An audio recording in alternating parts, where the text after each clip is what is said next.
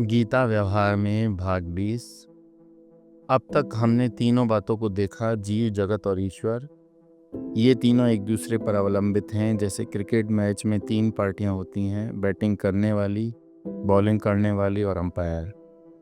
जैसे बैटिंग करने वाली टीम के खिलाड़ी बहुत ज़बरदस्त हैं, धड़ाधड़ चौके छक्के मार रहे हैं। बॉलिंग करने वाली टीम वॉकओवर दे दिया, हम हार गए, हम नहीं खेलेंगे। जब दोनों टीम मैदान में से चली गईं तो अंपायर भी वहाँ से चला जाएगा। जैसे इन तीनों टीमों का अस्तित्व एक दूसरे पर अवलंबित है, वैसे ही जीव, जगत, ईश्वर, इन तीनों का अस्तित्व एक दूसरे पर अवलंबित है। जब तीनों टीमें मैदान से चली जाती हैं तो मैदान को कुछ नहीं होता। उसी प्रकार से जीव, जगत और ईश्वर, इन तीनों का जो अधिष्ठान है वह ज्यों का त्यों। इस तत्व को हमको पहचानना है। इसके लिए एक चौथा प्रसंग लेते हैं, भगवद गीता के 15वें अध्याय को भगवान ने स्वयं शास्त्र कहा है। शास्त्रों में इन 4 बातों का निर्णय होता है। जीव, जगत, ईश्वर क्या है, इनका जो अधिष्ठान है वो क्या है, यह सब भगवान ने इस अध्याय में बताया। भगवद गीता के प्रत्येक अध्याय में भगवान पीछे मधुसूदन सरस्वती जी ने एक पुष्पिका लिखी, श्रीमद् भागवत गीता सुपनिषद ब्रह्म विद्यायाम योग शास्त्र, अर्थात वेदों का मूर्धन्य भाग उपनिषद, उपनिषदों का सार भगवत गीता। भगवत गीता का सार 15वां अध्याय और 15वें अध्याय का सार मैं। ये मैं आप ही हो, इसको पहचानना है। सर्वस्य चाहम हृदि सन्निविष्टो मत्तः स्मृतिर्ज्ञानमपोहनं च वेदश्च सर्वैरहमेव विद्यो वेदांत कृत वेद विदेव चाहम। 15वें का 15वां। इस मैं को जब हम उपाधि की सापेक्षता में देखते हैं तब उसको ईश्वर कहते हैं। इसको जब उपाधि निरपेक्ष पकड़ते हैं तब उसको पुरुषोत्तम कहते हैं।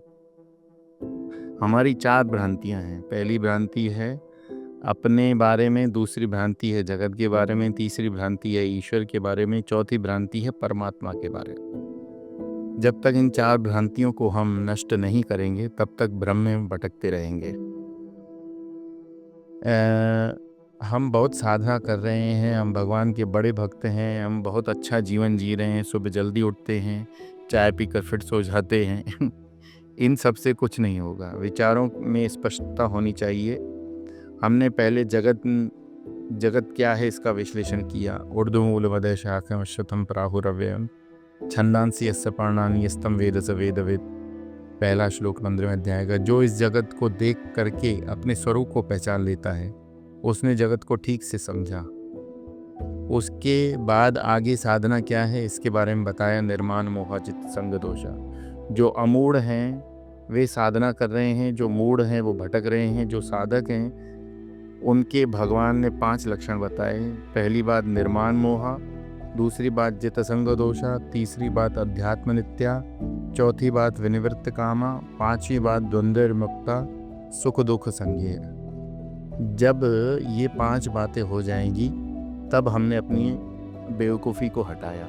गच्छन्त मूढ़ा पद्म व्यंतर, तब हम उस परमात्मा को मिल सकते हैं, अन्यथा नहीं। इसके पश्चात जीव को लेकर जो हमारी भ्रांति थी उसके बारे में बताया गया। उत्क्रामंतम स्तम वापि भुंजानम गुणान्वितः। जीव का जन्म होता है, इस देह में रहना, फिर देह का त्याग करके निकल जाना। इस कहानी के पीछे क्या तथ्य है, इसको जो ज्ञान चक्षु हैं, जो समझदार हैं, वह तो ठीक से जानता है। बाकी सब चक्कर में पड़े रहते हैं। पिछले जन्म के पाप के कारण इस जन्म में ऐसी बीवी मिली, ये सब व्यर्थ की बातें हैं।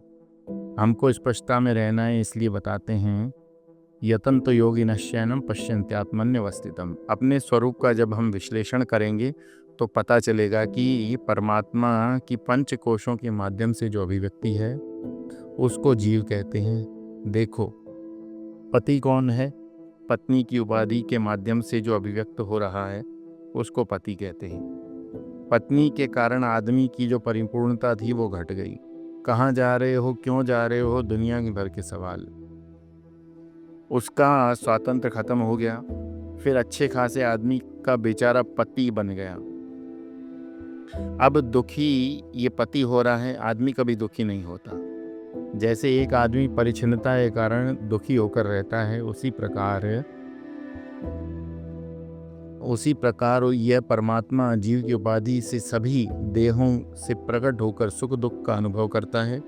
जैसे सभी इंद्रियों से एक ही मन प्रकट होता है, प्रत्येक इंद्रिय के पीछे अलग अलग मन नहीं होते, उसी प्रकार से सभी देहों की से एक ही चेतन सत्ता प्रकट होती है। ये भिन्नता औपाधिक है।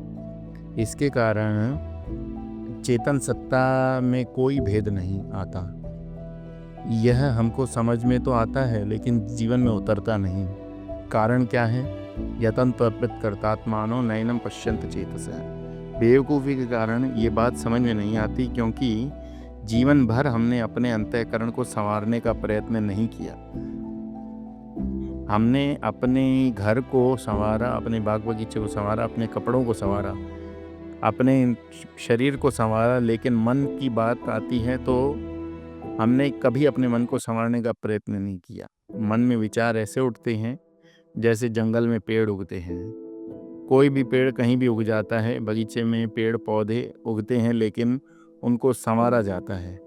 एक एक पेड़ पौधा ढूंढ कर लगाया जाता है, इसलिए बगीचे देखने में सुंदर लगता है। बगीचे में जाकर मन प्रसन्न होता है, लेकिन जंगल में जाने से डर लगता है। हमारा मन भी जंगल की तरह है। मन में इतने भयानक विचार आते हैं कि अपने ही मन से डरते हैं। जब अपने ही मन से डरकर दूर भागते हैं तो फिर किसी न किसी चीज़ में फंस जाते हैं। जब हम अपने आप से दूर भागते हैं तो किसी न किसी चीज़ में फंसते हैं। फिर संगीत सुनेंगे, अखबार पढ़ेंगे, टीवी देखेंगे, कहीं ना कहीं अपने मन को व्यस्त करेंगे। देखो संतो, ये अभ्यास करके देखो, कुछ मत करो, शांत होकर अपने मन की स्थिति को देखो। जो अपने मन का सामना कर सकता है वो शेर होता है। जितना हमारा अंतःकरण शुद्ध पवित्र होगा उतना जल्दी हमको बातें समझ में आएंगी। तब समझ में आएगा कि ईश्वर को हम ढूंढते फिरते हैं, वो अपना ही स्वरूप है। वृंदावन की बात है, एक महात्मा जी के पास एक सज्जन आए। बोले, आप जब तक हमको आप भगवान के दर्शन नहीं करवाएंगे तब तक हम खाना नहीं खाएंगे। महाराज जी ने कहा, मत खाओ, हमें क्या फ़र्क पड़ता है। 2-3 दिन निकल गए। महात्मा जी के शिष्यों ने कहा, महाराज जी, आदमी 3 दिन से भूखा है, यदि उसको कुछ हो गया तो आपकी बदनामी होगी। महाराज जी ने कहा, ठीक है, उसको ले आओ। फिर उसको बताया, जो तुम अपने आसपास देख रहे हो, सूर्य, चंद्रमा, अग्नि, पेड़ पौधे, गुरु, माता पिता, ये सब ईश्वर के ही दर्शन हैं। तुमने जब अपने भगवान के दर्शन नहीं किए, इनमें भगवान के दर्शन नहीं किए, तब तक भगवान को कहाँ ढूंढोगे। यही है ईश्वर का दर्शन। यदादित्यगतम चेजो जगत भास्यते किलम। सूर्य, चंद्रमा, अग्नि, जो तेज है वो मेरा ही है। ऐसा करते करते भगवान से हमारे पेट में प्रवेश करते हैं। अहम विश्वानरो भूत्वा। अब यदि इधर ध्यान करें कि भगवान हमारे पेट में है तो हम जल्दी उल्टी सीधी खाने अपने आप उपरत हो जाएंगे। फिर भगवान हमारे हृदय में आते हैं। सर्वस्य चाहम हृदय सन्निविष्टो। जिसको ये ध्यान है कि भगवान हमारे हृदय में है, उसके द्वारा कभी गलत कर्म नहीं होंगे, वाणी से कभी अपशब्द नहीं निकलेंगे, मन से कभी दुर्विचार नहीं आएंगे। जैसे हम आराम से लेटे हैं, हमारे सामने हमारे दादा दादी जी या कोई भी सम्मानित व्यक्ति आ जाए तो हम सीधे होकर बैठ जाते हैं। इसी प्रकार जब हमारा मन ध्यान रहता है कि हमारे हृदय में कन्हैया बैठे हैं, तो हमारे मन में कैसे विचार आ रहे हैं, मुंह से कैसे शब्द निकल रहा है, इस बारे में सजग रहेंगे। तब हमने ईश्वर की असली आराधना की। घंटी बजाने से कुछ नहीं होता। केनोपनिषद में स्पष्ट कहते हैं, यन मनसा न मनुते येर हो मनोमतम तदेव ब्रह्मत्वम विदित नेदम यदि तु मनोपासते। केनोपनिषद 1.1.5। जो तुम देख रहे हो, घंटी बजा रहे हो, मन में चिंतन कर रहे हो, ये सब परमात्मा नहीं है। जिसके कारण मन में चिंतन करने की क्षमता है, आँखों में देखने की क्षमता है, वो परमात्मा है। वह परमात्मा तुम हो, उसको पहचानना मात्र है, करना कुछ नहीं। सभी शास्त्रों का निर्णय यही है कि जब तक हम अपने आप को नहीं पहचानेंगे तब तक चाहे कुछ भी कर लो सब व्यर्थ है। हमारे स्वामी जी कथा में कहा करते थे, एक व्यक्ति ने भगवान से प्रार्थना की, भगवान मुझे विद्या दो, मुझे दुनिया का भला करना है। भगवान प्रकट हुए, पूछे क्या सिद्धि चाहिए? बोले भगवान दुनिया में कैंसर के मरीज बहुत हैं, यदि मेरे खून में एक बूंद में से उनका कैंसर ठीक हो जाए तो मैं कृत्य हो जाऊंगा। भगवान ने कहा तथास्तु, वरदान दे दिया। एक व्यक्ति दूसरे उसके पास गया जिसको कैंसर था, उसने कहा मेरे खून की एक बूंद चूस लो, कैंसर ठीक हो जाएगा। उसने एक बूंद खून पी लिया, उसका कैंसर ठीक हो गया।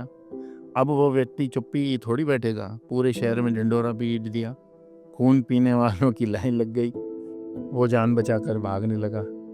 ये सब तो मेरा खून पी जाएंगे, मेरी तो जान ही चली जाएगी। फिर भगवान से प्रार्थना की, अपनी सिद्धि वापस ले लो। स्वामी अखंडानंद जी महाराज अपने गुरु उड़िया बाबा के बारे में एक कथा बताते थे कि उन्होंने माँ अन्नपूर्णा से प्रार्थना की, माँ इतने सारे लोग भूख प्यास से मर रहे हैं, मुझे शक्ति दो, मैं उनका पेट भर सकूं।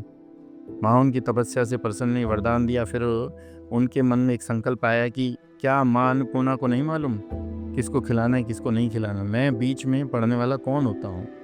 इससे उसके बाद उन्होंने कभी उस सिद्धि का प्रयोग नहीं किया।